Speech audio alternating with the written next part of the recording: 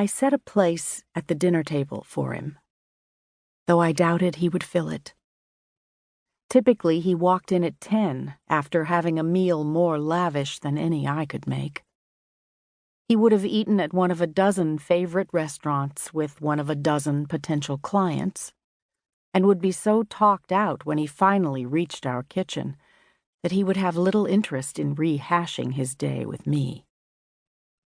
Why the place setting, then? First, for the sake of the kids. They knew something was wrong. "Where's Dad?" asked Charlotte, our 15-year-old daughter, whose mind was usually on her role in the school play far more than on her father's role in the family. "Did you guys have a fight?"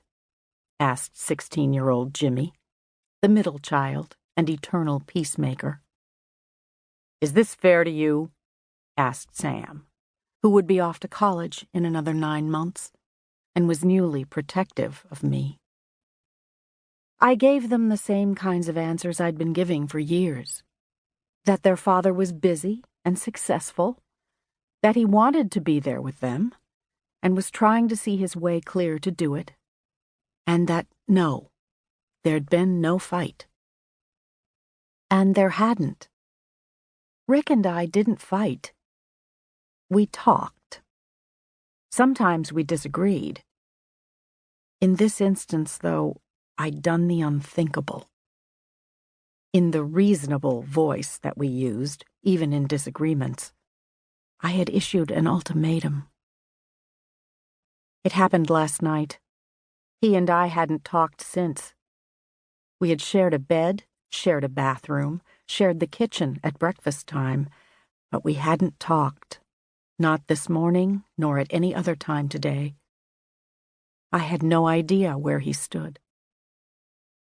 Naturally, I was having second thoughts. I was calling myself every kind of fool for speaking my mind so bluntly, for being selfish and brash, for saying fighting words in the heat of the moment. Thinking about those words, though, I wouldn't take them back. In fact, the heat of the moment hadn't been a momentary thing at all, but the culmination of 18 years of putting my husband first. Didn't I deserve a turn at coming first for a change? No, my second thoughts weren't about what I'd said, but the ramifications. My marriage was in limbo. Rick might choose to take that job halfway across the country from us, in which case I had to either give up my own professional dreams and the kids' ties to follow him, or dig in my heels.